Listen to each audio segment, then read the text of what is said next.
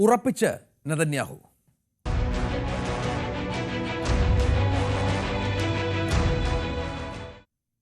ഗസയിലെ ആക്രമണത്തെ ന്യായീകരിച്ചും American president Donald ട്രംപിനെ പുകഴ്ത്തിയും UN-ൽ സംസാരിച്ച ഇസ്രായേൽ പ്രധാനമന്ത്രി ബെഞ്ചമിൻ നെതന്യാഹു ഗസയിലെ ജനങ്ങൾക്ക് ഭക്ഷണം ലഭിക്കുന്നില്ലെങ്കിൽ അതിന് കാരണം ഹമാസ് ആണെന്നും ബന്ദികളെ വിട്ടയച്ച് കീഴടങ്ങിയില്ലെങ്കിൽ ഹമാസിന്റെ ഒരാളെയും ജീവനോടെ ബാക്കി വെക്കില്ലെന്നും നെതന്യാഹു പറഞ്ഞു. The United States would wipe out that terror regime and ensure that such savagery would never threaten America again. This is precisely what Israel is doing in Gaza. We're wiping out the terror regime of Hamas and ensuring that this savagery will never threaten Israel again. That's what we are doing. That's what any self-respecting government would do. അതേസമയം Netanyahu സംസാരിക്കാനെത്തിയപ്പോൾ ഗസയിലെ ക്രൂരതകളോടുള്ള പ്രതിഷേധസൂചകമായി നിരവധി പ്രതിനിധികൾ UN സഭയിൽ നിന്ന് ഇറങ്ങിപ്പോയി. അഭിലാഷ് രാധാകൃഷ്ണൻ വിവരങ്ങൾ പങ്കുവെക്കുകയാണ്. അഭിലാഷ്, ഒരു വിട്ടുവീഴ്ചയുമില്ല. അതായത് ഗസയെ തീർക്കും വരെ അല്ലെങ്കിൽ ഹമാസുമായി ബന്ധപ്പെട്ട അവസാന ആളുകളെയും അവസാനിപ്പിക്കും വരെ ആക്രമണം തുടരും. അതും പ്രഖ്യാപിക്കുന്ന ഐക്യരാഷ്ട്ര സഭയിലാണ് എന്നാണ് നെതന്യാഹു ഇന്ന് പറഞ്ഞു വെച്ചത്. രഞ്ജിത്ത്, UN-ൽ സംസാരിക്കാൻ കിട്ടിയ മുഴുവൻ സമയവും ഗാസയിൽ ഇസ്രായേൽ ചെയ്യുന്ന ക്രൂരതയെ അല്ലെങ്കിൽ കുരുതികളെ ന്യായീകരിക്കാനാണ് ബെഞ്ചമിൻ നെതന്യാഹു ശ്രമിച്ചത്. അതിന് തുടക്കം തന്നെ പറയുന്നത് തങ്ങളുടെ 250ഓളം ആളുകളെ ഹമാസ് തട്ടിക്കൊണ്ടുപോവുകയും അവിടെ പീഡിപ്പിക്കുകയും ചെയ്യുകയായിരുന്നു. അതിൽ 207 പേരെ തങ്ങൾക്ക് തിരികെ കൊണ്ടുവരാൻ കഴിഞ്ഞിട്ടുണ്ട്. എന്നാൽ ബാക്കി 48 പേരിൽ 20 പേരെ ഇപ്പോൾ ജീവനോടെയുള്ളൂ. അവരെ തിരിച്ചു കൊണ്ടുവരാനാണ് ഇസ്രായേൽ സർക്കാർ ശ്രമിക്കുന്നത്. അവർ തങ്ങൾ മറന്നിട്ടില്ല എന്നുള്ളൊരു പ്രഖ്യാപനത്തോടെ നെതന്യാഹു തന്റെ പ്രസംഗം ആരംഭിച്ചത്. ഈ സമയം തന്നെ നെതന്യാഹു സംസാരിക്കാനായിട്ട് പോഡിയത്തിന്റെ അടുത്തേക്ക് എത്തിയപ്പോൾ തന്നെ ഗാസയിലെ ക്രൂരതകൾക്ക് പ്രതിഷേധ സൂചകമായി നിരവധി രാജ്യത്തിന്റെ പ്രതിനിധികൾ സഭ വിട്ടിറങ്ങിപ്പോയി. പിന്നീട് ഒരുപാട് ഒഴിഞ്ഞ സീറ്റുകൾ UN പൊതുസഭയിലുണ്ടായിരുന്നു. ആ ഒഴിഞ്ഞ സീറ്റുകൾ അടക്കമുള്ള നോക്കിയാണ് നെതന്യാഹു തന്റെ ന്യായീകരണം തുടങ്ങിയത്. അതിനുശേഷം ഒരുപാട് കാര്യങ്ങൾ പറയുന്നുണ്ട്. ഹമാസ്, ഹെസ്ബുള്ള, ഹൂതീസ്, അതുപോലെ ഇറാന്റെ ഒരു ടെറർ ആക്സിസ്. കഴിഞ്ഞ തവണ UN പൊതുസഭയിൽ നെതന്യാഹു എന്താണോ സംസാരിച്ചത് അത് തന്നെ ഇത്തവണയും ആവർത്തിച്ചിരിക്കുന്നു. ഇറാന്റെ കീഴിലുള്ള ടെറർ ആക്സിസ് ആണ് ഈ ലോകത്തെ മുഴുവൻ നശിപ്പിക്കാൻ ശ്രമിക്കുന്നത്. അവർക്കെതിരെയാണ് തങ്ങളുടെ പോരാട്ടം. ഈ ടെറർ ആക്സിസിന് ഹമാസിനെയും ഹൂതിയെയും ഹിസ്ബുള്ളയെയും അടക്കമുള്ള ടെറർ ആക്സിസിനെ കൊണ്ടു നടക്കുന്നത് ഇറാനാണ്. അവർക്കെതിരെ കൂടിയാണ് തങ്ങളുടെ പോരാട്ടം. അതുകൊണ്ട് തന്നെ ഇറാനെതിരായിട്ടുള്ള ഉപരോധങ്ങൾ അത് തുടർന്നു പോകണമെന്ന് ഒരു ആഹ്വാനം കൂടി നെതന്യാഹു ആ വേദിയിൽ പങ്കുവയ്ക്കുന്നുണ്ട്. അതുപോലെ യഹിയ സിൻവാർ അടക്കമുള്ള ഹസൻ നസറല്ല അടക്കമുള്ള പ്രധാനപ്പെട്ട ഹെസ്ബുള്ള, ഹമാസ് നേതാക്കളെ തനിക്ക് വധിക്കാൻ കഴിഞ്ഞു. അവരെ ഒരു വലിയ പരിധിവരെ അവരെ ഇല്ലാതാക്കാൻ കഴിഞ്ഞു.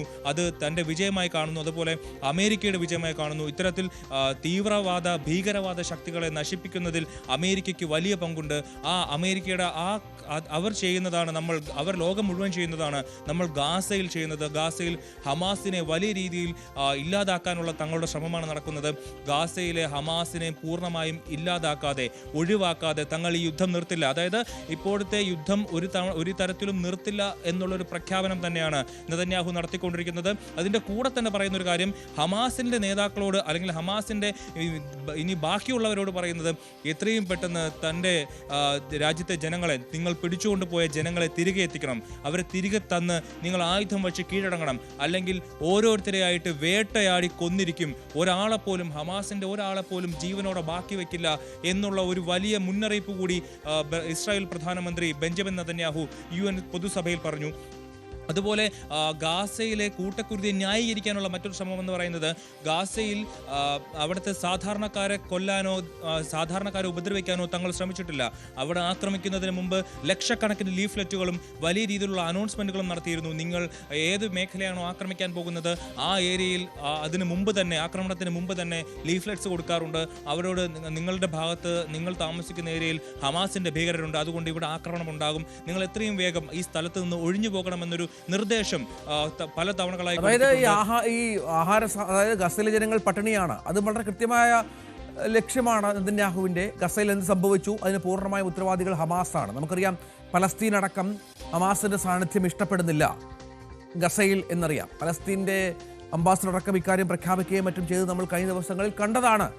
അത് കൃത്യമായി പറയുമ്പോൾ ലോകരാജ്യങ്ങളുടെ പ്രതികരണം എന്തായിരുന്നു അഭിലാഷ്? ചില പ്രതിനിധികൾ ഇറങ്ങിപ്പോയി എന്നുള്ള വിവരങ്ങൾ കൂടി വരുന്നുണ്ടല്ലോ. അതായത് ഈ ഹമാസിനെ ഇപ്പോൾ ഒക്ടോബർ 7, 2023 ആക്രമണമാണ് ഇത്തരത്തിൽ വലിയൊരു ദുരന്തത്തിലേക്ക് ഗാസയെ നയിച്ചത്. അപ്പോൾ ആ ഒരു കാരണം കൊണ്ട് തന്നെ അതിൻ്റെ അന്നത്തെ ആ ആക്രമണത്തിന് നേതൃത്വം കൊടുത്ത ഇഹ്യ സിൻവാർ അടക്കം ഇന്ന് കൊല്ലപ്പെട്ട് കഴിഞ്ഞിരിക്കുന്നു. എന്നാലും അവിടുത്തെ ജനങ്ങളുടെ ദുരിതം തീരാത്ത സാഹചര്യത്തിലാണ് 2 വർഷമായി തുടരുന്ന കൂട്ടക്കുരുതിയുടെ അടിസ്ഥാനത്തിലാണ് ബ്രിട്ടനും ഫ്രാൻസും ഓസ്ട്രേലിയയും കാനഡയും അടക്കമുള്ള രാജ്യങ്ങൾ പലസ്തീനെ സ്വതന്ത്രമായ രാജ്യമായി പ്രഖ്യാപിച്ചുകൊണ്ട് ഈ യുദ്ധത്തിനൊരു വിരാമം ഇടാനായിട്ടുള്ള തീരുമാനത്തിലേക്ക് എത്തിയത്. ഈ സമയത്താണ് പലസ്തീൻ അതോറിറ്റി നേതാക്കൾ മഹ്മൂദ് അബ്ബാസ് പറയുന്നത് ഇത്തരത്തിൽ ഹമാസ് കീഴടങ്ങണം, ഹമാസ് കീഴടങ്ങിയാൽ തങ്ങൾക്ക് സ്വാതന്ത്ര്യം കിട്ടും, ആ സ്വാതന്ത്ര്യം വെച്ചിട്ട് രാജ്യത്തെ ജനങ്ങൾക്ക് പുതിയൊരു ജീവിതം കൊടുക്കാൻ കഴിയും എന്നുള്ള കാര്യത്തിന്റെ അടിസ്ഥാനത്തിലാണ് പലസ്തീൻ അതോറിറ്റി തന്നെ ഇത്തരത്തിൽ ഹമാസിനെ തള്ളിക്കൊണ്ട് രംഗത്തെത്തിയത്.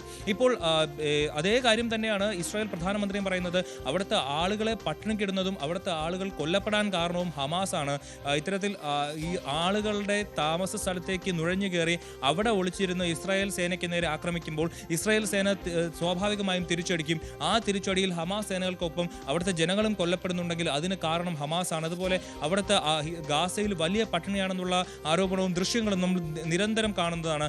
അതിനെല്ലാം കാരണം ഹമാസാണ്. കാരണം അവിടുത്തെ സാധാരണക്കാർക്ക് വേണ്ടി കൊടുക്കുന്ന ആഹാരം ഹമാസിന്റെ ആളുകൾ തട്ടിക്കൊണ്ടുപോയി അവർ കഴിക്കുന്നു, ബാക്കിയുള്ളത് അവർ വിൽക്കുന്നു എന്നുള്ള രീതിയിലേക്ക് വരെ ഹമാസിനെതിരെ വലിയ ആരോപണങ്ങളാണ് നെതന്യാഹു ഉന്നയിച്ചത്. അത് പറയുന്ന പോലെ പണ്ട് ഹിറ്റ്ലറിന്റെ കാലത്തുണ്ടായ സംഭവങ്ങൾ കൂടി നെതന്യാഹു പങ്കുവെക്കുന്നുണ്ട്. കാരണം ഹിറ്റ്ലറിന്റെ കാലത്ത് അന്ന് ജൂതന്മാരെ കൊന്നൊടുക്കിയ സമയത്ത് അന്ന് ഒരു ലീഫ്ലെറ്റ് പോലും അന്ന് ഹിറ്റ്ലറിന്റെ കൂടെ ഉണ്ടായിരുന്നവർ ജൂതന്മാർക്ക് കൊടുത്തിരുന്നില്ല. പക്ഷെ തങ്ങൾ അങ്ങനെയല്ല ചെയ്യുന്നത്, സാധാരണക്കാർ കൊല്ലപ്പെടാതിരിക്കാൻ അവർക്ക് നേരത്തെ മുന്നറിയിപ്പ് നൽകുന്നു എന്നുള്ളൊരു ന്യായീകരണം കൂടി നെതന്യാഹു. തീർച്ചയായും വളരെ പ്രധാനപ്പെട്ട കാര്യമാണ്. ഗസയിൽ ആക്രമണം തുടരും, ലോകരാജ്യങ്ങളുടെ സമ്മർദ്ദം ഫലിക്കില്ല എന്ന് നെതന്യാഹു അസന്നിഗ്ധമായി വ്യക്തമാക്കുകയാണ്. അതും UN പൊതുസഭയിൽ നിന്ന് പ്രധാനമാണ്. അഭിലാഷ് തുടരണം, കാരണം മറ്റൊരു പ്രധാനപ്പെട്ട കാര്യം കൂടി ഇന്ന് അവിടെ നടന്നു. പാകിസ്ഥാനുമായി ബന്ധപ്പെട്ട പ്രസംഗമുണ്ട്. അതിൻ്റെ വിശദാംശങ്ങളിലേക്ക് പോകണം. അതിനു മുൻപ് ലഡാക്കിലെ സംഘർഷം അതുമായി ബന്ധപ്പെടുന്ന വളരെ പ്രധാനപ്പെട്ട നീക്കങ്ങൾ കേന്ദ്ര സർക്കാരിൻ്റെ ഭാഗത്തുനിന്നുണ്ടായി.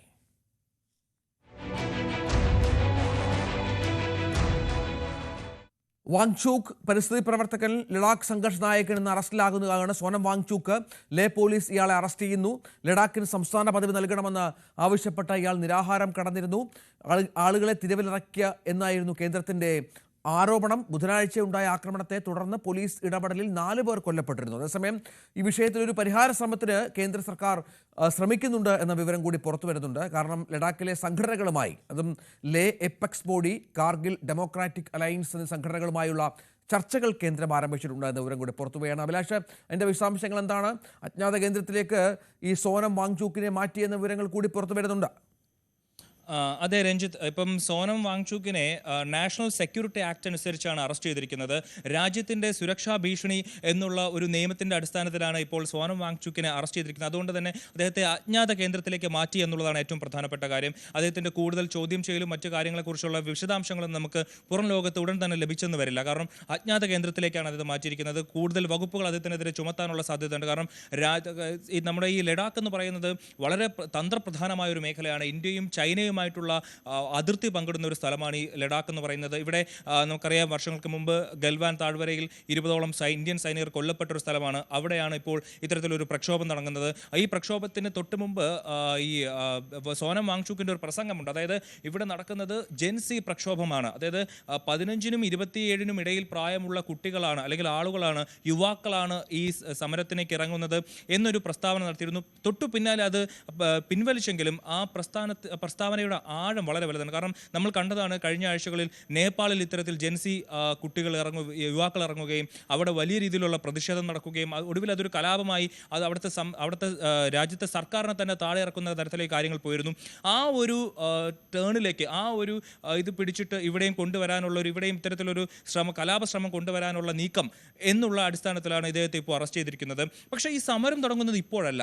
2023 മുതൽ അല്ലെങ്കിൽ 2022 മുതൽ തന്നെ അവിടെ അവിടെ ലഡാക്കിലുള്ള ആളുകൾക്ക് സംസ്ഥാന പദവി, ലഡാക്കിനെ ഒരു പ്രത്യേക സംസ്ഥാനമായി കണ്ട് അവർക്ക് 6th ഷെഡ്യൂളിൽ, അതായത് ഗോത്രവർഗ ഒരു പരിഗണന കൂടി ലഭിച്ചുകൊണ്ട് അവരെ അങ്ങനെ ഉൾപ്പെടുത്തി അവർക്കൊരു സംസ്ഥാന പദവി നൽകണമെന്നൊരു ആവശ്യം പണ്ട് തൊട്ടേ ഉന്നയിച്ചിരുന്നു. ഇതുമായി ബന്ധപ്പെട്ട് 2023 ഒരു സമിതി രൂപീകരിച്ചെങ്കിലും ആ സമിതിക്ക് ഇത്തരത്തിൽ ഒരു സംസ്ഥാന പദവി നൽകാൻ കഴിയില്ല എന്നുള്ളൊരു തീരുമാനത്തിലെത്തുകയും അതിനുശേഷം 2024 ഇത് ലേ അപെക്സ് ബോഡി തുടങ്ങിയിട്ടുള്ള സംഘടനകൾ, കാർഗിൽ അലയൻസ്, ഡെമോക്രാറ്റിക് അലയൻസ് തുടങ്ങിയിട്ടുള്ള സംഘടനകൾ അവിടെ നിരാഹാര സമരങ്ങളൊക്കെ നടത്തി വരികയായിരുന്നു. അതിനുശേഷം ഇപ്പോൾ 2025 കഴിഞ്ഞ സെപ്റ്റംബർ 10 വീണ്ടും അവരൊരു സമരത്തിന് ഇറങ്ങിയതും ഈ സമരത്തിനിടെ 15ഓളം ആളുകൾ നിരാഹാര സമരം കിടന്നവർ അവരുടെ ആരോഗ്യസ്ഥിതി മോശമാവുകയും ഇതിനെ തുടർന്നാണ് സോനം വാങ്ചുക് തൻ്റെ നിരാഹാര സമരം അവസാനിപ്പിച്ച് ഒരു ബന്ദ് പ്രഖ്യാപിക്കുകയും ചെയ്തത്. ഈ ബന്ദ് പ്രഖ്യാപനത്തിന് തൊട്ടു പിന്നാലെയാണ് ബുധനാഴ്ച വലിയ രീതിയിലുള്ള ഒരു സമരത്തിലേക്കും അതൊരു പ്രക്ഷോഭത്തിലേക്ക് മാറുകയും 4 പേർ കൊല്ലപ്പെടുന്ന ഒരു സാഹചര്യത്തിലേക്ക് എത്തിയത്. അവിടെ ലഡാക്കിലെ BJPയുടെ ഓഫീസ് അടക്കം, ഇലക്ഷൻ കമ്മീഷന്റെ ഓഫീസ് അടക്കം നിരവധി സർക്കാർ സ്ഥാപനങ്ങളെല്ലാം അവിടുത്തെ കലാപകാരികൾ അല്ലെങ്കിൽ പ്രക്ഷോഭകാരികൾ തല്ലി തകർത്തിരുന്നു.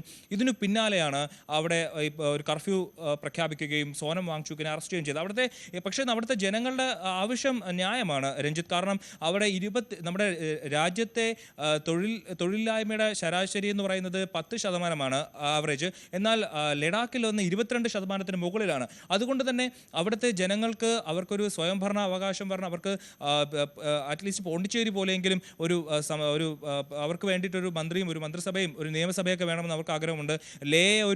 ലേയും കാർഗിലും 2 ലോക്സഭാ മണ്ഡലങ്ങളായിട്ട് അംഗീകരിക്കണമെന്ന് അവർക്ക് ആവശ്യമുണ്ട്. ഇത്തരത്തിൽ ആവശ്യം വെച്ചാൽ അവരുടെ ആവശ്യങ്ങൾ അംഗീകരിക്കാനും അത് നടപ്പിലാക്കാനും അവർക്കൊരു സർക്കാർ വേണമെന്നാണ് അവരുടെ ആഗ്രഹം. പക്ഷേ ആ ആഗ്രഹം ഈ ഗൽവാൻ തന്ത്രപ്രധാനമായ മേഖലയായതുകൊണ്ട് തന്നെ അത് അങ്ങനെ പെട്ടെന്ന് നടപ്പാക്കാൻ കഴിയുന്ന ഒരു കാര്യമല്ല എന്നുള്ളത് കൊണ്ടാണ് കേന്ദ്ര സർക്കാർ അതിന് ഇപ്പോഴും തടയിട്ട് നിൽക്കുന്നത്. എന്നാൽ ഇപ്പോൾ സോനം വാങ്ചുക്കിന്റെ അറസ്റ്റിന് ശേഷവും കേന്ദ്ര സർക്കാർ അവിടുത്തെ ലേ അപെക്സ് ബോഡിയുമായിട്ടും കാർഗിൽ അലയൻസ്, ഡെമോക്രാറ്റിക് അലയൻസ് ആ സംഘടനയുമായിട്ടും അവിടെ നിരന്തരമായി ചർച്ചകൾ തുടരുകയാണ്. അവരുടെ ആവശ്യത്തെ ഏത് രീതിയിലാണ് പരിഗണിക്കാൻ കഴിയുക എന്നുള്ള കാര്യത്തിൽ കേന്ദ്ര സർക്കാർ പരിശോധന നടത്തിക്കൊണ്ടിരിക്കുകയാണ്. ഈ ഒരു സാഹചര്യത്തിൽ വിശദാംശങ്ങൾ പങ്കുവെക്കുകയായിരുന്നു അഭിലാഷ്. ലഡാക്കുമായി ബന്ധപ്പെട്ടത്. നമുക്കിന്ന് കേരളത്തിലേക്ക് ഒന്ന് വളരെ പെട്ടെന്ന് മടങ്ങി വന്നാൽ അവിടെ ഒരു പ്രധാനപ്പെട്ട അറസ്റ്റ് ഇന്നുണ്ടായി. ജാമ്യവും കിട്ടി. ഷാജഹാന് ജാമ്യം.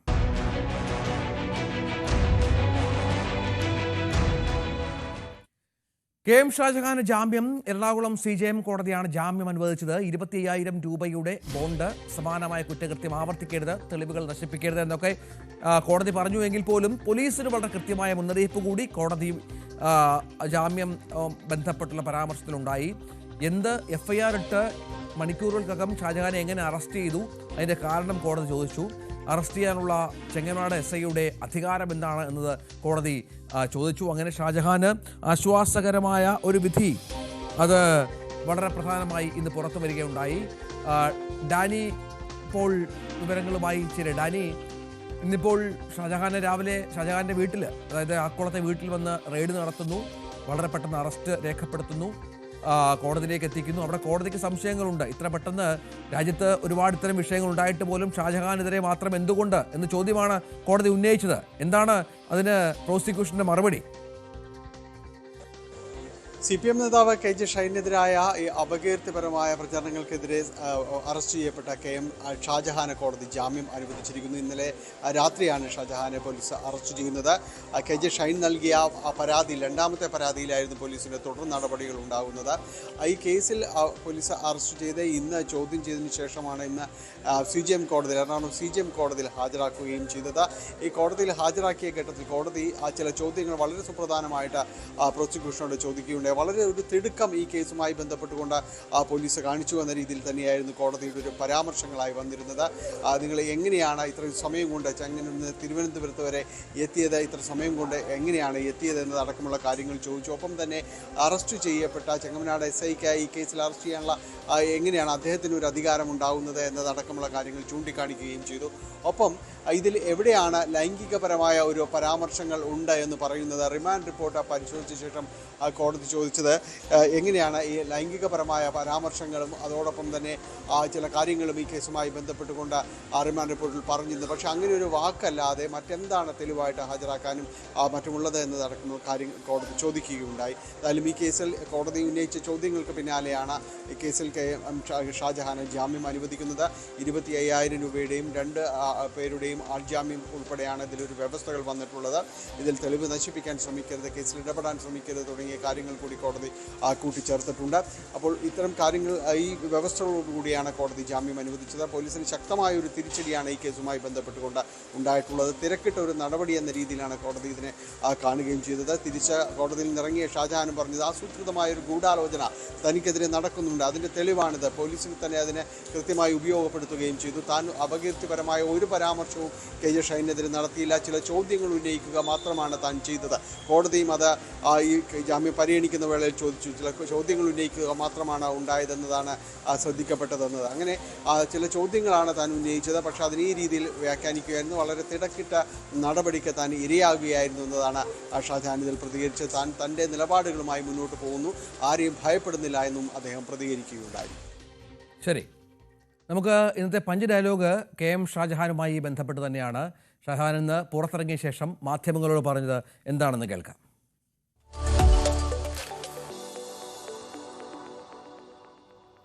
സ്ത്രീത്വത്തെ ആക്ഷേപിച്ചു എന്ന് പറയുന്ന ഒരു വാദം ഒരിടത്തും നിലനിൽക്കില്ല.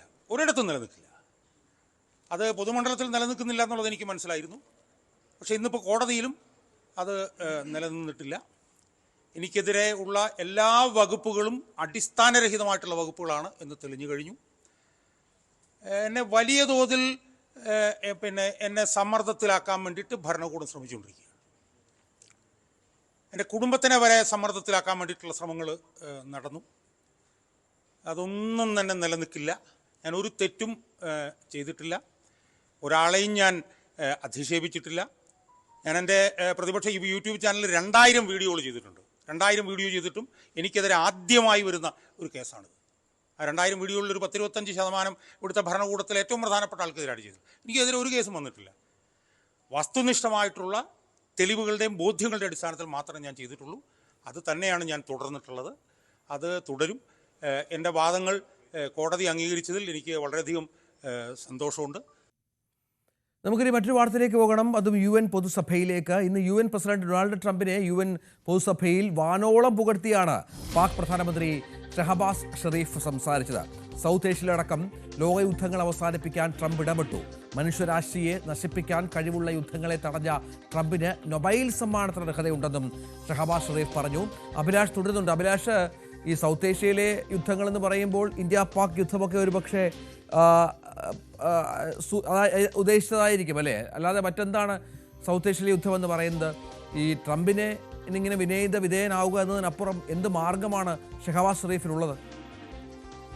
രഞ്ജിത്ത്, ഡൊണാൾഡ് ട്രംപിനെ വളരെയധികം പ്രശംസിച്ചുകൊണ്ടും പുകഴ്ത്തിക്കൊണ്ടും അത് ട്രംപിന് നോബൽ സമ്മാനത്തിന് അർഹതയുണ്ട്, അതിന് പാകിസ്ഥാൻ ട്രംപിനെ നോമിനേറ്റ് ചെയ്യുന്നു അടക്കമുള്ള വലിയ പുകഴ്ത്തലുകളാണ് UN പൊതുസഭയിൽ നിന്ന് പാകിസ്ഥാൻ പ്രധാനമന്ത്രി ഷഹബാസ് ഷെറീഫ് നടത്തിയിരിക്കുന്നത്. ഇതിൽ ഏറ്റവും പ്രധാനപ്പെട്ട കാര്യം ലോകത്തെ പ്രധാന യുദ്ധങ്ങൾ, അതിൽ സൗത്ത് ഏഷ്യയിലെ അടക്കം യുദ്ധങ്ങൾ അവസാനിപ്പിക്കാൻ ഡൊണാൾഡ് ട്രംപ് ഇടപെട്ടു എന്നാണ് പറയുന്നത്.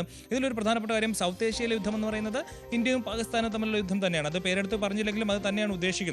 അതിൽ ഏറ്റവും പ്രധാനപ്പെട്ട കാര്യം, ഇപ്പോൾ ഷഹബാസ് ഷെറീഫ് ഇത്തരത്തിൽ UN പൊതുസഭയിൽ ഇങ്ങനെ പറഞ്ഞു, അതായത് ട്രംപ് ഇടപെട്ടിട്ടുണ്ടെന്ന്. എന്നാൽ കുറച്ച് ദിവസങ്ങൾക്ക് മുമ്പാണ് അവരുടെ വിദേശകാര്യ മന്ത്രിയായിട്ടുള്ള മുഹമ്മദ് ഇഷാഖ് ദർ അൽ ജസീറയ്ക്ക് കൊടുത്തൊരു ഇന്റർവ്യൂ, നമ്മൾ ആ വാർത്ത റിപ്പോർട്ട് ചെയ്തിരുന്നു.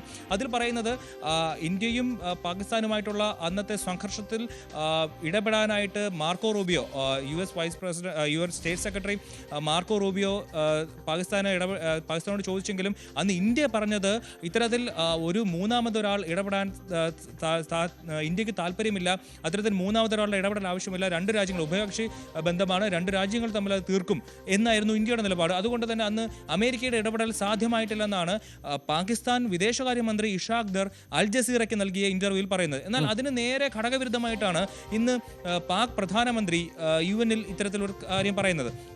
ഇത് അമേരിക്കയെ പ്രീതിപ്പെടുത്തി അമേരിക്കയിൽ നിന്ന് എന്തൊക്കെയോ വാങ്ങിയെടുക്കാനുള്ള ഒരു വ്യഗ്രത കൊണ്ട് പറയുന്നതാണെന്ന് വേണം നമുക്ക് കരുതാൻ. കാരണം അത്രയ്ക്ക് ഇന്ത്യയും അമേരിക്കയും തമ്മിലുള്ള ഒരു ബന്ധമെന്ന് പറയുന്നത് ഇപ്പോൾ ഉലഞ്ഞു നിൽക്കുകയാണ്.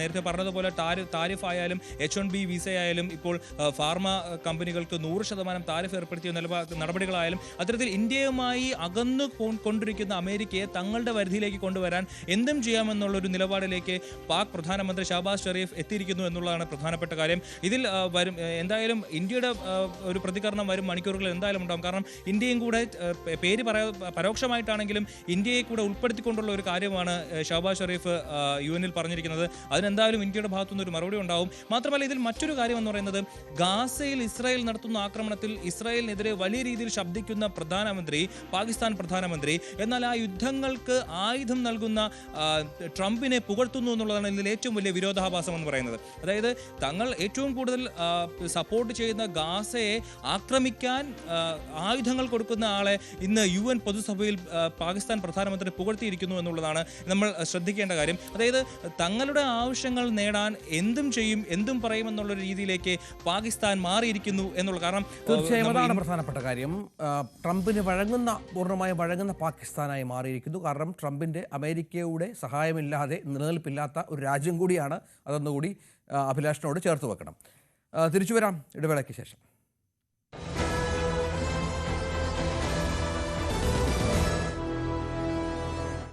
മഴ തകർക്കുന്നു.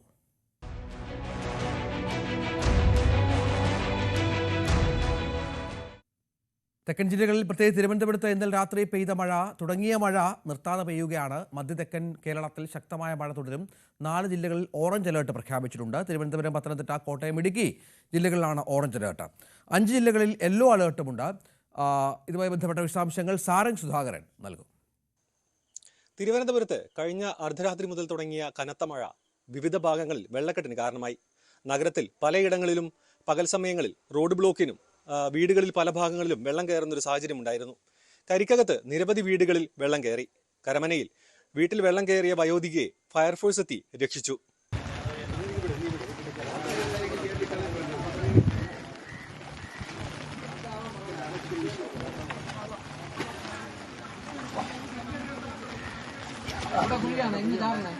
തിരുവനന്തപുരം കിംസ് ആശുപത്രിയുടെ പാർക്കിംഗ് ഗ്രൗണ്ടിൽ വെള്ളം കയറിയത് മൂലം നിരവധി വാഹനങ്ങൾ മുങ്ങി.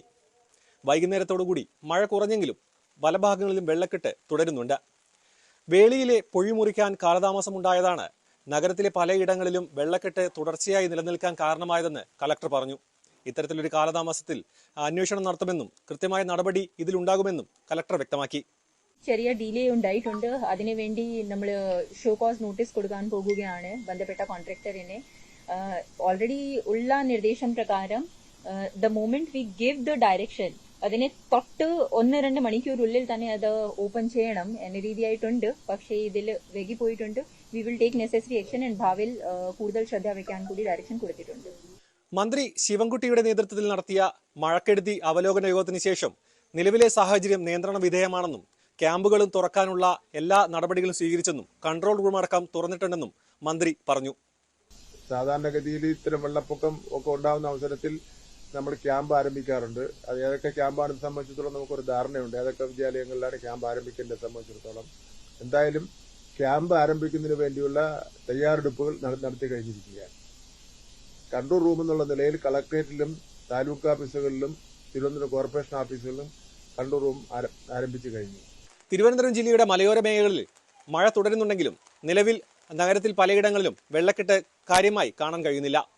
ജാഗ്രതയോടെ മുന്നോട്ടു പോകാനാണ് മന്ത്രിതല അവലോകന യോഗത്തിലും കലക്ടറും ജനങ്ങളോട് ആവശ്യപ്പെട്ടിട്ടുള്ളത്. ക്യാമറമാൻ അരുണിനോടൊപ്പം സാരംഗ് സുധാകരൻ, ന്യൂസ് 18 തിരുവനന്തപുരം. ഓപ്പറേഷൻ നുംകോറിൽ പരിശോധന ശക്തമായതോടെ ഉടമകൾ വാഹനങ്ങളുടെ രൂപം മാറ്റുന്നതായി കസ്റ്റംസ്. വാഹനത്തിന്റെ ഉടമകൾ നിറവും നമ്പർ പ്ലേറ്റും മാറ്റിയതായി സംശയിക്കുന്നുണ്ട്. വാഹനങ്ങൾ ഇതുമായി ബന്ധപ്പെട്ട പരിശോധന ചെക്ക് പോസ്റ്റുകളിൽ ശക്തമാക്കാനുള്ള നിർദ്ദേശവും നൽകിയിട്ടുണ്ട്. ഒപ്പം ദുൽഖർ സൽമാൻ ഇതുമായി ബന്ധപ്പെട്ട ഒരു പരാതിയുമായി കോടതിയുടെ മുൻപിലെത്തി. മറ്റൊന്നുമല്ല, തൻ്റെ വാഹനം വാങ്ങിയത് കൃത്യമായ രേഖകളോടെയാണ് എന്നും കസ്റ്റഡിയിലെടുത്തത് അനധികൃതമായാണ് എന്നുമാണ് ദുൽഖറിൻ്റെ പരാതി. ഭൂട്ടാൻ വാഹന കള്ളക്കടത്തിൽ കാർ കള്ളക്കടത്ത് കേസുമായി ബന്ധപ്പെട്ടുകൊണ്ട് കസ്റ്റംസ് ഇന്ന് നടത്തിയ ഏറ്റവും പ്രധാനപ്പെട്ട ഒരു നടപടി എന്ന് പറയുന്നത് മൂവാറ്റുപുഴ സ്വദേശിയായ മാഹിൻ അൻസാരിയെ ചോദ്യം ചെയ്തു എന്നതാണ്. മാഹിൻ അൻസാരിയോട് ഹാജരാകാൻ ആവശ്യപ്പെട്ടിരുന്നു. ഈ കേസിൽ ഇതിൽ കസ്റ്റംസ് കഴിഞ്ഞ ദിവസങ്ങളിൽ വാഹനങ്ങൾ കസ്റ്റഡിയിൽ എടുത്തിരുന്നു. അതിൽ ഇയാളാണ് ഫസ്റ്റ് ഓണർ എന്ന രീതിയിൽ രജിസ്റ്റർ ചെയ്യപ്പെട്ടുള്ള ഒരാളായി ഇയാളെയാണ് കാണിച്ചിട്ടുള്ളത്. ഇയാളുടെ രേഖകളടക്കം RC ബുക്ക് അടക്കം വ്യാജമാണ് എന്നൊരു നിഗമനത്തിലാണ് കസ്റ്റംസ് എത്തിയിരുന്നത്. ഒപ്പം ഇയാളുടെ മറ്റ് വാഹനങ്ങളുമായി ബന്ധപ്പെട്ട രേഖകളടക്കം ഹാജരാക്കാനും ആവശ്യപ്പെട്ടു. ഇന്ന് കസ്റ്റംസ് എത്തിയ മാഹിൻ അൻസാരിയെ മണിക്കൂറുകളോളം കസ്റ്റംസ് ചോദ്യം ചെയ്യുകയും ചെയ്തു. മറ്റൊന്ന്, ഈ കേസിൽ ദുൽഖർ സൽമാൻ നടൻ ഹൈക്കോടതിയെ സമീപിച്ചാണ്. ദുൽഖറിൻ്റെ 4 വാഹനങ്ങൾ സംശയനിലയിലാണെന്ന് കസ്റ്റംസ് വ്യക്തമാക്കിയിരുന്നു. ഇതിൽ 2 വാഹനങ്ങൾ എവിടെയെന്ന് അറിയില്ല. അതിൻ്റെ വിശദാംശങ്ങൾ ഹാജരാക്കാൻ ആവശ്യപ്പെട്ടിരുന്നു. ഒപ്പം ഒരു വാഹനം പിടിച്ചെടുക്കുകയും ചെയ്യുന്നു. അപ്പോൾ ദുൽഖർ ഇതിൽ ഹൈക്കോടതിയെ സമീപിച്ച് വ്യക്തമാക്കിയത് താൻ നിയമാനുസൃതം വാങ്ങിയ വാഹനങ്ങളാണ്, കൃത്യമായ നിയമപരമായ ഇടപാടുകൾ മാത്രമാണ് ഇതിൽ നടന്നിട്ടുള്ളത്. പിന്നെ എന്തുകൊണ്ടാണ് കസ്റ്റംസ് ഈ നടപടികൾ സ്വീകരിക്കുന്നതെന്ന് വ്യക്തമാക്കണം. ഇതിൽ മറ്റൊന്നും നടന്നിട്ടില്ല. തന്നെ ഒരു കള്ളക്കടത്തുകാരനായോ മറ്റെന്തെങ്കിലും ആ രീതിയിലൊരു ചിത്രീകരിക്കാൻ ശ്രമിക്കുന്നതായാണ് തോന്നുന്നത്. അതുകൊണ്ട് ഇക്കാര്യത്തിലൊരു വിശദീകരണം വേണം. തൻ്റെ വാഹനങ്ങൾ വിട്ടുതരണമെന്നാണ് അദ്ദേഹം ആവശ്യപ്പെട്ടത്.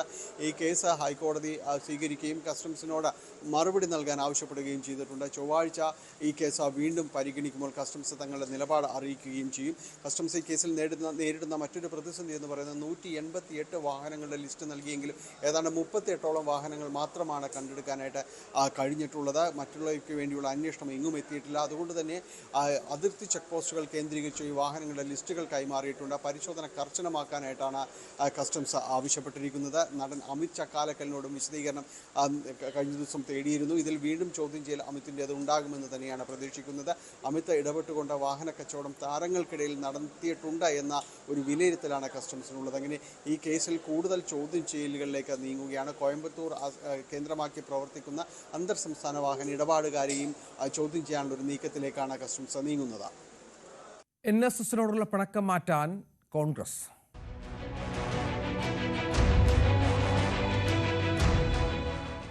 ശബരിമല വിഷയത്തിൽ സംസ്ഥാന സർക്കാരിനെ പിന്തുണച്ച NSS ജനറൽ സെക്രട്ടറി സുകുമാരൻ നായർക്കെതിരെ സംഘടനയിൽ പടയൊരുക്കം. ജനറൽ സെക്രട്ടറിയുടേത് NSS നിലപാടല്ലെന്ന് വ്യക്തമാക്കി എറണാകുളം കണയന്നൂർ കരയോഗം രംഗത്തെത്തി. പിണറായിക്ക് പാസേവ് ചെയ്യുന്ന കട്ടപ്പയായി മാറിയ സുകുമാരൻ നായർ എന്നുകാട്ടി പത്തനംതിട്ട പ്രമാടത്തും ബാനർ ഉയർന്നു. ഇന്നലെ വെട്ടിപ്പുറത്തും ബാനർ ഉയർന്നിരുന്നു. സുകുമാരൻ നായരുടെ നിലപാടിൽ പ്രതിഷേധിച്ച് ചങ്ങനാശ്ശേരിയിൽ ഒരു കുടുംബത്തിലെ 4 പേർ അംഗത്വം രാജിവെച്ചു. പുഴവാ സ്വദേശികളാണ് രാജിവെച്ചത്. അതേസമയം ശബരിമല വിഷയത്തിൽ വിശദീകരണ യോഗങ്ങളുമായി UDF മുന്നോട്ട് പോകും. BJPയും ബദൽ വഴികൾ തേടുന്നുണ്ട്. സർക്കാർ സംഘടിപ്പിച്ച ആഗോള അയ്യപ്പ സംഗമത്തിൽ അനുകൂല നിലപാട് NSS സ്വീകരിച്ചതിനെ തുടർന്നാണ് വലിയ രീതിയിലുള്ളൊരു വിമർശനമാണ് NSS ജനറൽ സെക്രട്ടറി സുകുമാരൻ നായർക്കെതിരെ ഉയരുന്നത്. കഴിഞ്ഞ ദിവസങ്ങളിൽ പോസ്റ്റർ വിവാദവുമായിട്ട് പോസ്റ്ററുകളിലൂടെ വിമർശനവുമായിട്ട് പത്തനംതിട്ടയിലെല്ലാം തന്നെ ഇത് പ്രത്യക്ഷമായെങ്കിൽ ഇന്നത് കുറച്ചുകൂടി കടുപ്പത്തിലേക്ക് നീങ്ങുകയാണ്. അത് എറണാകുളം കണയന്നൂർ NSSൻ്റെ ഒരു കരയോഗമാണ് ഇതുമായി ബന്ധപ്പെട്ടുകൊണ്ടൊരു പ്രമേയം തന്നെ പാസ്സാക്കിയത്. അത് വളരെ കൃത്യമായിട്ട് പറയുന്നു, ഇത് സുകുമാരൻ നായരുടെ വ്യക്തിപരമായ താല്പര്യങ്ങളാണ് ഇതിന് അനുകൂലമായൊരു തീരുമാനമെടുത്തത്. അതിനെ NSSുമായി ചേർത്ത് വായിക്കേണ്ടതില്ല എന്ന രീതിയിൽ തന്നെയാണ് പ്രമേയം പാസ്സാക്കിയിരിക്കുന്നത്. ശക്തമായ നിശിതമായ വിമർശനമാണ് ജനറൽ സെക്രട്ടറിക്കെതിരെ ഇതിൽ ഉയർത്തിയിരിക്കുന്നത്. ഇതിൽ അവർ സൂചിപ്പിക്കുന്ന ഒരു കാര്യം, ശബരിമലയുമായി ബന്ധപ്പെട്ട് നടന്ന പ്രക്ഷോഭങ്ങളിൽ ഇതിൽ നിരവധിയായ കരയോഗം പ്രവർത്തകർക്കെതിരെ കേസുകളടക്കമെടുത്ത സർക്കാർ നടപടി ഉണ്ടായിട്ടുണ്ട്. അതിൽ ഒരു തീരുമാനവും എടുത്തിട്ടില്ല. ഏതെങ്കിലും രീതിയിലുള്ള ഉറപ്പ് സർക്കാരിൻ്റെ ഭാഗത്തു നിന്ന് ഏതെങ്കിലും വിഷയത്തിൽ ലഭിച്ചിട്ടുണ്ടെങ്കിൽ അത് കൃത്യമായ രീതിയിൽ രേഖാമൂലം തന്നെ കരയോഗങ്ങളെ അറിയിക്കാനായിട്ട് തയ്യാറാകണം. ഇത് വ്യക്തിപരമായ താല്പര്യങ്ങൾക്കെടുത്ത പേരിൽ അതിനെ പൊതുവായി NSS എന്ന് ചേർത്ത് വായിക്കരുത് എന്ന് തുടങ്ങുന്ന രീതിയിലുള്ളതാണ് പ്രമേയമായിട്ട് വന്നിട്ടുള്ളത്. ശക്തമായ പ്രതിഷേധമാണ് ഇത് സംബന്ധിച്ച് ഉയരുന്നത്. അതേസമയം തന്നെ UDF ഇത് രാഷ്ട്രീയമായുധമാക്കുന്നു. ഇതുമായി ബന്ധപ്പെട്ട കാര്യങ്ങൾ കൃത്യമായൊരു വിശദീകരണ യോഗങ്ങളിലേക്ക് കടക്കാനാണ് UDF തീരുമാനിച്ചിരിക്കുന്നത്. പത്തനംതിട്ടയിലടക്കം ഈ ആഗോള അയ്യപ്പ സംഗമത്തിന് എന്താണ് ലക്ഷ്യങ്ങളായിട്ട് സർക്കാർ ഉദ്ദേശിച്ചത് എന്നതടക്കമുള്ള കാര്യങ്ങൾ വിശദീകരിച്ചുകൊണ്ട് ഇതൊരു രാഷ്ട്രീയ പരിപാടി ആയിരുന്നു എന്നതടക്കമുള്ള കാര്യങ്ങൾ വിശദീകരിക്കുന്ന രീതിയിലേക്ക് UDFിൻ്റെയും കോൺഗ്രസിൻ്റെയും എല്ലാം തന്നെ പ്രവർത്തനം മാറുകയാണ്. വലിയ വിഷയങ്ങൾ ഇതിൽ NSSൽ തന്നെ എതിർപ്പ് ഉയരുന്ന ഒരു സാഹചര്യമാണ് ഇപ്പോഴുള്ളത്. അതേസമയം തെരഞ്ഞെടുപ്പ് മുന്നിൽ കണ്ടാണ് ജനങ്ങളെ അല്ലെങ്കിൽ NSനെ ഒപ്പം നിർത്താൻ CPM ശ്രമിക്കുന്നത് എന്ന് general secretary AIC general secretary KC Venugopal പറഞ്ഞു. കർമ്മങ്ങൾ കൂടി ആലോചിച്ചിട്ട് ഇത്തരം ശ്രമങ്ങൾ നടത്തുമ്പോൾ എന്താണ് ഫലമുണ്ടാകുക എന്നുള്ളത് കാത്തിരുന്ന് കാണുക. ജനങ്ങൾ വിഡ്ഢികളല്ല. കാരണം അവർ ചെയ്ത കാര്യങ്ങളെല്ലാം പബ്ലിക് ഡൊമൈനിലുണ്ട്. ഞങ്ങളാരും സമുദായ സംഘടനകളെ വെല്ലുവിളിക്കാറില്ല. ഞങ്ങളാരും ആരെയും അപകീർത്തിപ്പെടുത്താറില്ല. ഇതെല്ലാം ചെയ്തത് CPM-ഉം ഗവൺമെൻറ്റുമാണ്. അപ്പോൾ അവരിപ്രാവശ്യം തിരഞ്ഞെടുപ്പ് മുന്നിൽ കണ്ട് അത് തൊട്ടു മുമ്പേ കൂടി നടത്തുന്ന ഇത്തരം പരിശ്രമങ്ങൾ മനസ്സിലാക്കാനുള്ള ശേഷിയുള്ളവരാണ് കേരള ജനത എന്നുള്ളത് ഉറപ്പാണെന്നാണ് ഞാൻ പറയുന്നത്. ഇന്നിപ്പോൾ തിരുവനന്തപുരം നരിവാമൂട് നടുക്കാട് 22-ാം നമ്പർ NSS കരയോഗം വിദ്യാധിരാജ NSS കരയോഗത്തിന് മുന്നിൽ പുതിയൊരു ഫ്ലക്സ് വന്നിരിക്കുമെന്ന വാർത്ത കൂടി VV അരുൺ തിരുവനന്തപുരത്ത് നൽകുന്നുണ്ട്. അതിൽ G. സുകുമാരൻ നായർക്കെതിരെയാണ് ഫ്ലക്സ്. നായർ സമുദായത്തെ ഒറ്റുകൊടുത്ത സുകുമാരൻ നായർക്ക് ആദരാഞ്ജലികൾ എന്ന് ഫ്ലക്സിൽ ഉണ്ട്. കട്ടപ്പ ബാഹുബലിയെ കുത്തുന്ന ചിത്രവും ഫ്ലക്സ് ബോർഡിലുണ്ട്. ഇതിനിടെ NSS ഉൾപ്പെടെയുള്ള സംഘടനകൾക്ക് എന്ത് തീരുമാനവും എടുക്കാമെന്നായിരുന്നു പ്രതിപക്ഷ നേതാവ് VD സതീശന്റെ പ്രതികരണം. NSS-നടക്കമുള്ള സമുദായ സംഘടനകൾക്ക് എന്ത് തീരുമാനം വേണമെങ്കിലും എടുക്കാം. അവരുടെ സ്വാതന്ത്ര്യമാണ്. ഞങ്ങൾക്ക് അതിൽ യാതൊരു പരാതിയില്ല. ഞങ്ങളുടെ തീരുമാനം രാഷ്ട്രീയമായ തീരുമാനമാണ്. യോഗി ആദിത്യനാഥ് പിണറായി വിജയന് പറ്റിയ നല്ല കൂട്ടുകാരനാണ്. ഒരു സംശയ കാര്യത്തിലില്ല. ആ കൂട്ടുചേർന്ന് പോട്ടെ. ഞങ്ങൾ കേരളത്തിൻ്റെ മതേതര മനസ്സിൻ്റെ മുന്നിൽ ഈ വർഗീയവാദത്തെ ഞങ്ങൾ പൊളിച്ചു കാട്ടും. അതാണ് ഞങ്ങളുടെ ജോലി. ഞങ്ങളത് ചെയ്യും കൃത്യമായി. വർഗീയവാദികളെ NSS-ന്റെ അടിച്ചതിൻ്റെ അകത്തേക്ക് അദ്ദേഹം കയറ്റാൻ ഇതുവരെ സമ്മതിച്ചിട്ടില്ല. അതൊരു ഉറച്ച നിലപാടാണ്. ആ ഉറച്ച നിലപാട് അദ്ദേഹം സ്വീകരിച്ചതിന് ഞങ്ങൾ അഭിനന്ദിച്ചിട്ടുണ്ട്. ഞങ്ങളും അദ്ദേഹവുമായിട്ടോ NSS-ഉമായിട്ടോ ഒരു തർക്കമില്ല. ആഗോള അയ്യപ്പ സംഗമത്തിൽ സർക്കാരിനെതിരെ സമസ്ത മുഖപത്രം. സർക്കാർ നടത്തുന്നത് കൈവിട്ട കളിയാണെന്നും മതേതര മനസ്സിനെ നിരന്തരം മുറിവേൽപ്പിക്കുന്നവരുടെ തോളിൽ കൈയിടുന്നുവെന്നുമാണ് വിമർശനം. മതേതര നിലപാടിൽ സർക്കാർ ഇരട്ടത്താപ്പാണെന്നും സുപ്രഭാതം വിമർശിച്ചു. മറ്റൊരു പ്രധാനപ്പെട്ട വാർത്തയിലേക്ക്. ജ്ഞാനായ സമുദായ തർക്കത്തിൽ അന്ത്യോക്യ പാത്രിയാർക്കീസ് ബാവയ്ക്കെതിരെ കേരള ഹൈക്കോടതി വിധി സുപ്രീം കോടതി റദ്ദാക്കി. ജ്ഞാനായ മെത്രാപ്പോലിത്ത കുര്യാക്കോസ് മാർ സെവറിയോസിനെ പാത്രിയാർക്കീസ് ബാവ സസ്പെൻഡ് ചെയ്തതിനെതിരെ സമുദായ അംഗങ്ങൾ കോട്ടയം മുൻസിഫ് കോടതിയിൽ നൽകിയ കേസിൽ സസ്പെൻഷൻ ഉത്തരവ് മുൻസിഫ് കോടതി സ്റ്റേ ചെയ്തിരുന്നു. മുൻസിഫ് കോടതിയുടെ ഉത്തരവിൽ ഇടപെടുന്നതിന് കോട്ടയം അഡീഷണൽ ജില്ലാ കോടതി വിസമ്മതിക്കുകയും തുടർന്ന് കേരള ഹൈക്കോടതിയുടെ സിംഗിൾ ബെഞ്ചും പാത്രിയാർക്കീസിനെതിരെ വിധി പ്രഖ്യാപിക്കുകയും ചെയ്തിരുന്നു. ഇതിനെതിരെ ജ്ഞാനായ മേഖലാ മെത്രാപ്പോലിത്തന്മാരായ കുര്യാക്കോസ് മാർ ഗ്രിഗോറിയോസ്, കുര്യാക്കോസ് മാർ ഇവാനിയോസ്, അയൂബ് മാർ സിൽവാനിയോസ് എന്നിവരോടൊപ്പം പാത്രിയാർക്കീസ് ബാവ നൽകിയ ഹർജിയാണ് അനുവദിച്ചത്. സുപ്രീം കോടതിയുടെ മാർഗനിർദ്ദേശങ്ങൾക്ക് അനുസൃതമായി കേസ് വീണ്ടും ഹൈക്കോടതി പരിഗണിക്കണമെന്നാണ് നിർദ്ദേശം. സുപ്രീം കോടതിയുടെ ഫുൾ ബെഞ്ച് ഇക്കാര്യം നിർദ്ദേശിച്ചു.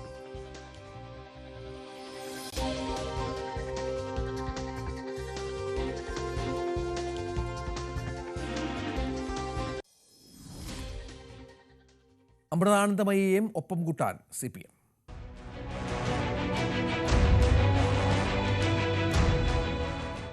തെരഞ്ഞെടുപ്പ് അടുത്തിരിക്കെ വിവിധ ഹിന്ദു വിഭാഗങ്ങളെ ഒപ്പം നിർത്താനുള്ള നീക്കവുമായി സർക്കാർ രംഗത്തുണ്ട്. ഐക്യരാഷ്ട്രസഭയിൽ അമൃതാനന്ദമയി മലയാളത്തിൽ പ്രസംഗിച്ചതിൻ്റെ രജതജൂബിലി ആഘോഷവേളയിൽ സംസ്ഥാന സർക്കാർ അമൃതാനന്ദമയി ആദരിച്ചു.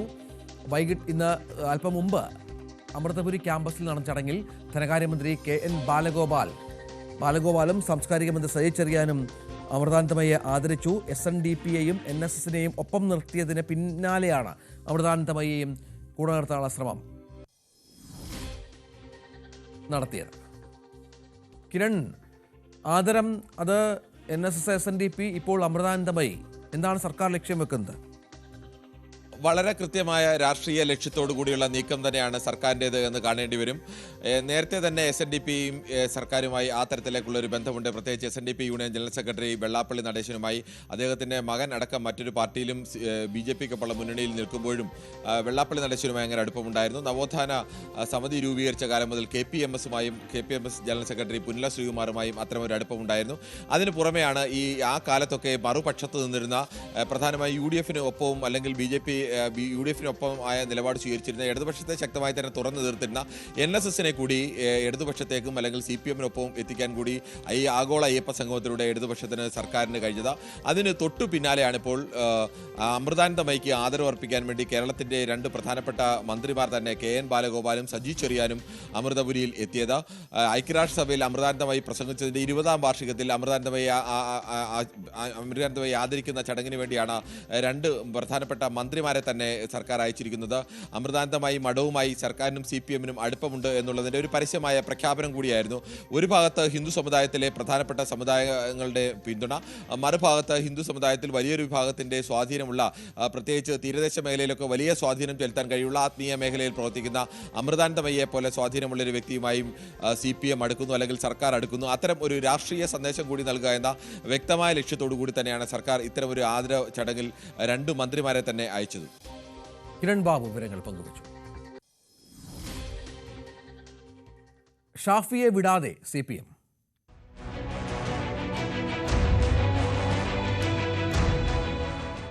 ഷാഫി പറമ്പലിനെതിരായ ആരോപണത്തിൽ ഉറച്ചു നിൽക്കുന്നതായി CPM പാലക്കാട് ജില്ലാ സെക്രട്ടറി EN സുരേഷ് ബാബു.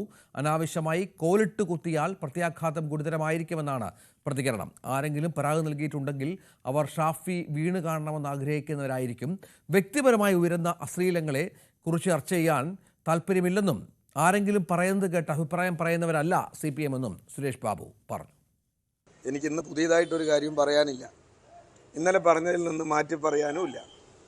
ഇന്നലെ പറഞ്ഞ കാര്യങ്ങൾ അതേപോലെ നിലനിൽക്കുന്നുണ്ട്. ഇനി കോൺഗ്രസ്സുകാർക്ക് പരാതി കൊടുക്കുകയോ നിയമപരമായി മുന്നോട്ട് പോവുകയോ ഒക്കെ ചെയ്യാം. പക്ഷേ എനിക്കൊന്നേ പറയാനുള്ളൂ, അനാവശ്യമായി കോലിട്ടിളക്കാൻ വന്നാൽ ഇതിൻ്റെ പ്രത്യാഘാതം അനുഭവിക്കുന്നത് ആരായിരിക്കും നിങ്ങൾക്ക് മനസ്സിലാക്കുക. അത്രേ എനിക്ക് പറയാനുള്ളൂ. കോൺഗ്രസ് അകത്ത് ഷാഫിനെ വീഴ്ത്തണം പറഞ്ഞ് നടക്കുന്ന കുറേ ആളുകളുണ്ടല്ലോ, അവർ ചിലപ്പോൾ പരാതിയായിട്ട് പോകും. കാരണം ഷാഫി വീണ് കാണണമെന്ന് ആഗ്രഹിക്കുന്നവർ. അപ്പോൾ അനാവശ്യമായി കോലിട്ടിളക്കാൻ വന്നാൽ അതിൻ്റെ പ്രത്യാഘാതം നല്ല പ്രയാസമായിരിക്കും.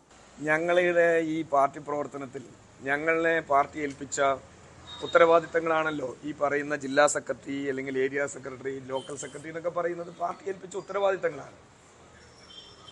ഞങ്ങൾ ഉപദേശം സ്വീകരിക്കുന്നത് ഞങ്ങളുടെ പാർട്ടിയുടെ ഉപദേശം. ശരി, EN സുരേഷ് ബാബുവിൻ്റെ പ്രതികരണം. അതേസമയം പാലക്കാട്ട് കോൺഗ്രസിൽ തന്നെ ഇതുമായി ബന്ധപ്പെട്ട്, അല്ലെങ്കിൽ ഷാഫിയും രാഹുൽ മാങ്കൂട്ടത്തിലുമായി ബന്ധപ്പെട്ട് 2 അഭിപ്രായങ്ങളുണ്ട് എന്ന കാര്യം കൂടി ഇന്ന് വ്യക്തമാകുന്നു. കോൺഗ്രസ് നേതാവ് പോലീസിൽ ഇന്ന് പരാതി നൽകിയിട്ടുണ്ട്. Alathur block general secretary Pramod പരാതി നൽകിയ പശ്ചാത്തലം കൂടിയുണ്ട്. കോൺഗ്രസ് ഇരട്ട നീതിയാണെന്ന ആരോപണവുമായി പാലക്കാട്ടെ കോൺഗ്രസ് നേതാവ് സദാം ഹുസൈൻ രംഗത്ത് വന്നതും ഇന്ന് കണ്ടു. അതായത് ഇന്ന് പാലക്കാട് ഇപ്പോൾ കഴിഞ്ഞ ദിവസങ്ങളിൽ CPM ജില്ലാ സെക്രട്ടറി ഒരു ആരോപണം പറയുന്നു. അതിന് ആരോപണം ആയിട്ടുള്ള ഒരാൾ അതിനെതിരെ മറുപടി പറഞ്ഞു. ഷാഫി പറമ്പിൽ അതിന് മറുപടി പറയുന്നു. അതിനുശേഷം ഇവിടെ പ്രകടനം നടക്കുന്നു. അതിൻ്റെ ഒരു 30 ദിവസം മുമ്പ് ഒരു സംഭവം ഉണ്ടായി. രാഹുൽ മാങ്കൂട്ടത്തിനെതിരെ ഇതേപോലെ ഒരു ആരോപണം വരുന്നു. അത് നിലവിൽ ഒരു സ്ത്രീ പറയുന്നു. അതിനെതിരെ ഒരു പ്രതിഷേധം കേരളത്തിൽ എവിടെയും നടന്നിട്ടില്ല എന്നാണ് എൻ്റെ ഒരു വിശ്വാസം. മറ്റൊരു വാർത്തയിലേക്ക്. ICCയുടെ നടപടി താരങ്ങൾക്കെതിരെ.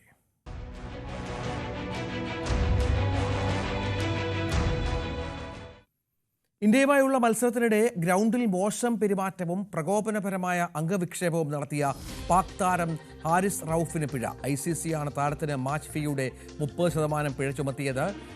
അതിനുശേഷം നമ്മുടെ ഇന്ത്യൻ ക്യാപ്റ്റൻ സൂര്യകുമാർ യാദവിനെതിരെയും പിഴ ചുമത്തിയെന്നതും പ്രധാനമാണ്. അവിടെ പഹൽഗാം ആക്രമണം പരാമർശിച്ചതിനും ആണ് പിഴ.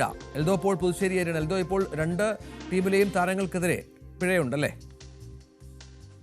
അതെ രഞ്ജിത്ത്. അതായത് റൌഫ് അന്ന് കളിച്ചത് 6-0 എന്നുള്ള കണക്കാണെങ്കിൽ ഇവിടെ ഇപ്പോൾ 1-1 എന്ന നിലയിൽ നിൽക്കുകയാണ്. കാരണം 2 ടീമിലും ഓരോ താരങ്ങൾക്കും പിഴ ലഭിച്ചിട്ടുണ്ട്. ഇത് പ്രധാനപ്പെട്ട കാര്യം, 2 തരത്തിലാണ് ഈ പിഴ കണക്കാക്കേണ്ടത്. ഒന്ന്, ആദ്യം തന്നെ ഈ പരിശോധിച്ചത് 24 നടന്ന മത്സരത്തിലാണ് ഈ സംഭവം നടക്കുന്നത്. ആദ്യം ബാറ്റ് ചെയ്ത പാകിസ്ഥാന് വേണ്ടി ഷഫ്സീദ ഫർഹാൻ അർദ്ധ സെഞ്ചുറി നേടുന്നു.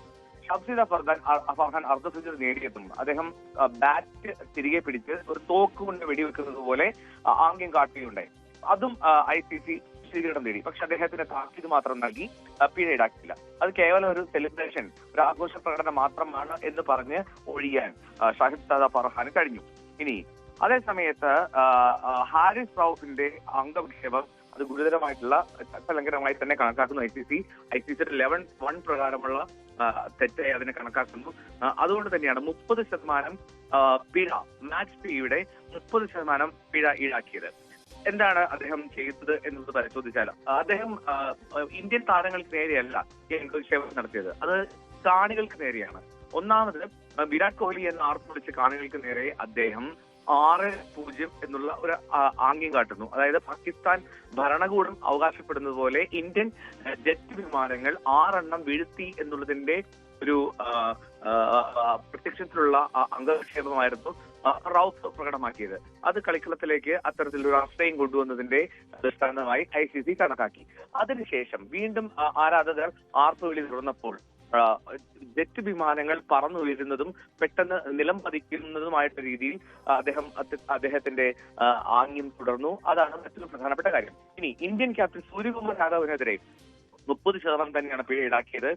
അതിന് കാരണം പാകിസ്ഥാനെതിരെ മത്സരത്തിന് ശേഷം, അതായത് ആദ്യ മത്സരത്തിന് ശേഷം സെപ്റ്റംബർ 14 നടന്ന മത്സരത്തിന് ശേഷം അദ്ദേഹം പോസ്റ്റ് മാച്ച് പ്രസന്റേഷൻ ഏരിയയിൽ വെച്ചിട്ട് ഈ മത്സരത്തിന്റെ ജയം അത് പഹൽഗാം ഭീകരാക്രമണത്തിൽ മരിച്ചവരുടെ കുടുംബാംഗങ്ങൾക്ക് സമർപ്പിക്കുന്നു. ഒപ്പം വീരോചിതമായിട്ടുള്ള പോരാട്ടം കാഴ്ചവെച്ച ഇന്ത്യയുടെ സേനാംഗങ്ങൾക്കും നൽകുന്നു എന്നുള്ള അദ്ദേഹത്തിന്റെ പരാമർശമാണ് ഇത്തരത്തിൽ ഒരു പിഴയ്ക്ക് വഴിവെച്ചത്. എന്നാണെങ്കിലും രണ്ടു ടീമിലെയും ഓരോ താരങ്ങൾക്ക് പിഴ ഈടാക്കുന്ന സാഹചര്യമുണ്ട്.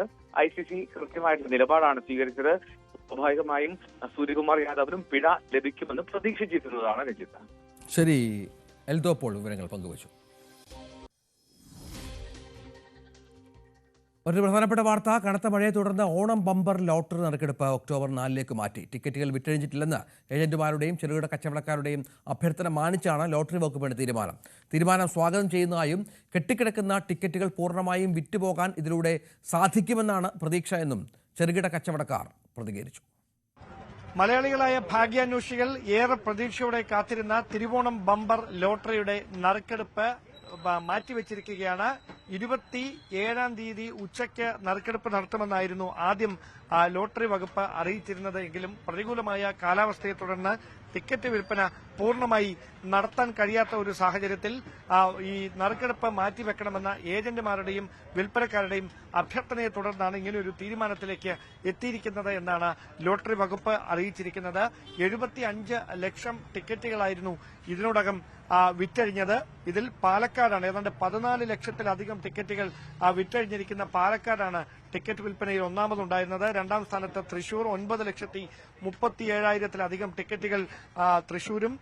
നിലവിൽ തിരുവനന്തപുരത്ത് 8,75,900-ത്തിലധികം ടിക്കറ്റുകൾ തിരുവനന്തപുരത്തും വിറ്റഴിഞ്ഞിട്ടുണ്ട് എന്നാണ് ലോട്ടറി വകുപ്പിന്റെ കണക്കുകൾ. കഴിഞ്ഞ വർഷം 71,40,000 എണ്ണം തിരുവോണ ബമ്പർ ടിക്കറ്റുകളായിരുന്നു വിൽപ്പന നടന്നത്. പക്ഷേ പ്രതികൂലമായ കാലാവസ്ഥ, തുടർച്ചയായി സംസ്ഥാനത്തെ വിവിധ ജില്ലകളിൽ പെയ്തുകൊണ്ടിരിക്കുന്ന കനത്ത മഴ, ഇതിനെ തുടർന്ന് വിൽപ്പന വലിയ തരത്തിൽ വിൽപ്പനയെ പ്രതികൂലമായി ബാധിച്ചിരിക്കുന്ന ഒരു പശ്ചാത്തലത്തിൽ കൂടിയാണ് ഈ ഏജന്റുമാരുടെയും വിൽപ്പനക്കാരുടെയും അഭ്യർത്ഥനയെ തുടർന്ന് തിരുവോണം ബമ്പർ ലോട്ടറി നറുക്കെടുപ്പ് ഒക്ടോബർ ആദ്യവാരത്തിലേക്ക് 4-ാം തീയതിയിലേക്ക് മാറ്റിയിരിക്കുന്നത്. എന്തായാലും ഇത്രയധികം ദിവസങ്ങൾ കൂടി കൂടുതൽ ലഭിക്കുന്നതുകൊണ്ട് ഇപ്പോൾ കടകളിലുള്ള ചെറുകിട സ്ഥാപനങ്ങളടക്കമുള്ള ടിക്കറ്റുകൾ പൂർണ്ണമായി വിറ്റുപോകുമെന്ന പ്രതീക്ഷയിലാണ് ഏജന്റുമാരും വിൽപ്പനക്കാരും. അതുകൊണ്ട് തന്നെയാണ് അവരുടെ കൂടി അഭ്യർത്ഥന മാനിച്ചുകൊണ്ടാണ് ഇങ്ങനെയൊരു നീക്കം ഉണ്ടായിരിക്കുന്നത് എന്നാണ് ഈ ലോട്ടറി വകുപ്പ് ഔദ്യോഗികമായി അറിയിക്കുന്നത്. ഏതായാലും തിരുവനന്തപുരത്തെ കിഴക്കേക്കോട്ടയിലുള്ള ഒരു ലോട്ടറി സ്റ്റാളിലാണ് ഞാനിപ്പോൾ ഉള്ളത്. ഈ മഴ എങ്ങനെയാണ് ഈ കച്ചവടത്തെ ബാധിച്ചത്? ഒരു 3-4 ദിവസം കൊണ്ട് നല്ല മഴയാണ്. എല്ലാത്തിലും വെള്ളപ്പൊക്കം, ജനങ്ങൾക്ക് പുറത്തിറങ്ങാൻ പറ്റാത്ത അവസ്ഥയിലാണ്. അതുകൊണ്ട് നമുക്ക് കുറച്ച് ടിക്കറ്റ് സ്റ്റോക്ക് ഉണ്ട്. മുൻ വർഷങ്ങളെക്കാളൊക്കെ സ്റ്റോക്ക് ഉണ്ട് അല്ലേ? കുറച്ച് ഈ മഴ 3-4 ദിവസത്തെ കച്ചവടമാണല്ലോ. അവസാനത്തെ 2-3 ദിവസമാണല്ലോ നല്ല രീതിയിൽ കച്ചവടം നടക്കുന്നത്. അപ്പൊ ഈ മഴ കാരണം കച്ചവടം ഡള്ളായി. 3-4 ദിവസം ആളുകളൊന്നും പുറത്തിറങ്ങിയില്ല. അതുകൊണ്ട് ഒരുപാട് ടിക്കറ്റ് മിച്ചം ഇരിപ്പുണ്ട്. അപ്പൊ ഈ 4ലേക്ക് മാറ്റിയേക്കുന്നത് ഗുണകരമാവോ? എന്താണ്? തീർച്ചയായിട്ടും. അപ്പൊ എല്ലാവർക്കും കുറച്ച് ടിക്കറ്റ് മിച്ചം ഇരിക്കുന്നത് തീർന്നു പോകും. നാളത്തെ പത്രത്തിലും ഈ ചാനലിലൊക്കെ അറിയുമ്പോൾ ആൾക്കാർ ഒരാഴ്ചയോടെ എടുക്കാത്തവർക്ക് എടുക്കാനുള്ള ഒരു സൗകര്യം കിട്ടും. ഒക്ടോബർ 4 ശനിയാഴ്ച ഉച്ചയ്ക്ക് 2 മണിക്ക് എടുക്കും. അപ്പോൾ അങ്ങനെ വലിയ പ്രതീക്ഷയിലാണ് ചെറുകിട കച്ചവടക്കാരടക്കം. കാരണം ഇനി ഒരാഴ്ച കൂടി സമയമുണ്ട്. ടിക്കറ്റ് ഇതുവരെ വാങ്ങാത്തവർക്ക് ഈ ലോട്ടറി ടിക്കറ്റിലൂടെ ഒന്നാം സമ്മാനമായി 25 കോടി രൂപ മാത്രമല്ല 1 കോടി രൂപ വീതം 20 പേർക്ക് കൂടി ലഭിക്കും. അങ്ങനെ ഒരുപാട് സമ്മാനങ്ങൾ കാത്തിരിക്കുന്ന ഒരു നറുക്കെടുപ്പാണ് തിരുവോണം ബമ്പർ ലോട്ടറിയുടെ നറുക്കെടുപ്പ്. ആ ടിക്കറ്റ് ഇതുവരെ എടുക്കാത്തവർക്ക് വരുന്ന ഒരാഴ്ച കൂടി അധിക സമയം നൽകിക്കൊണ്ട് ഇതുവരെ വിറ്റഴിക്കാത്ത ടിക്കറ്റുകൾ ചെറുകിട കച്ചവടക്കാരുടെ കയ്യിൽ ഏജന്റുമാരുടെ കയ്യിലൊക്കെ ഇരിക്കുന്ന ടിക്കറ്റുകൾ വരുന്ന ഒരാഴ്ച കൊണ്ട് പൂർണ്ണമായി വിറ്റഴിക്കപ്പെടുമെന്ന പ്രതീക്ഷയിലാണ് നറുക്കെടുപ്പ് 27-ൽ നിന്ന് ഒക്ടോബർ 4-ലേക്ക് മാറ്റിക്കൊണ്ടുള്ള തീരുമാനം ലോട്ടറി വകുപ്പിന്റെ ഭാഗത്തുനിന്ന് ഉണ്ടായിരിക്കുന്നത്. വാട്സാപ്പിന്റെ ബിസിനസ് സബ്മിറ്റ് വേദിയിൽ ശ്രദ്ധേയമായി കേരളത്തിൽ നിന്നുള്ള വിസ്മയ അമ്യൂസ്മെന്റ് പാർക്കിന്റെ ക്യാമ്പയിനുകൾ ഉപഭോക്താക്കൾക്ക് ഏറ്റവും ലളിതമായി വാട്സപ്പ് സന്ദേശങ്ങൾ വഴിയുള്ള സേവനങ്ങൾ നൽകുകയും സീസണൽ കാലത്ത് ബുക്കിംഗ് കൂടുതൽ സൗകര്യപ്രദവും സുഗമമാക്കുകയും ചെയ്ത ക്യാമ്പയിൻ മെറ്റ കേസ് സ്റ്റഡിയായി തിരഞ്ഞെടുത്ത് വേദിയിൽ അവതരിപ്പിച്ചു. മുംബൈയിൽ നടന്ന സബ്മിറ്റിൽ മെറ്റയുടെ global vice president Benjamin Joe, Indian മേധാവി Arun Srinivas, south east Asia VC Sandhya Devanathan ഉൾപ്പെടെയുള്ളവർ പങ്കെടുത്തു. Head of sales miss Neha ഷായാണ് വിസ്മയ അമ്യൂസ്മെന്റ് പാർക്കിന്റെ കേസ് സ്റ്റഡി അവതരിപ്പിച്ചത്.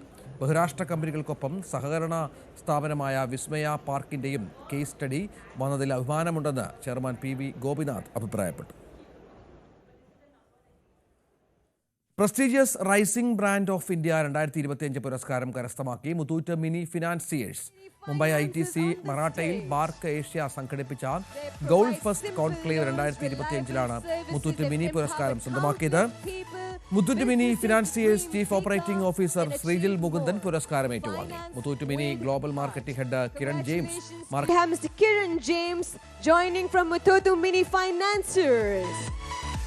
देखिए गोल्ड तो प्राइसलेस होता ही है, but he has made even gold loan marketing priceless. We have the CMO on the stage, Mr. Kiran James, everybody, the brain behind empathetic campaigns like You Are Important, winning trust across India. Thrissur Ayyanthole ആസ്ഥാനമായി പ്രവർത്തിക്കുന്ന Aquila finance ലിമിറ്റഡിന്റെ 25ാമത്തെ ശാഖ തൃശൂർ ജില്ലയിൽ ഇരിങ്ങാലക്കുടയിൽ പ്രവർത്തനം ആരംഭിച്ചു. സ്ഥാപനത്തിന്റെ managing director Jayakumar പൂത്തിരത്ത് അധ്യക്ഷത വഹിച്ച ചടങ്ങിൽ Irinjalakuda municipality vice chairperson Baiju Kuttikkad ഉദ്ഘാടനം നിർവഹിച്ചു. വ്യാപാരി വ്യവസായി ഏകോപന സമിതി മേഖലാ president Shaiju Parekkadan, director Divya KR എന്നിവർ സംസാരിച്ചു. സ്ഥാപനത്തിലെ ഉയർന്ന ഉദ്യോഗസ്ഥർ, ബ്രാഞ്ച് ജീവനക്കാർ, പ്രദേശവാസികൾ എന്നിവർ പരിപാടിയിൽ സന്നിഹിതരായി.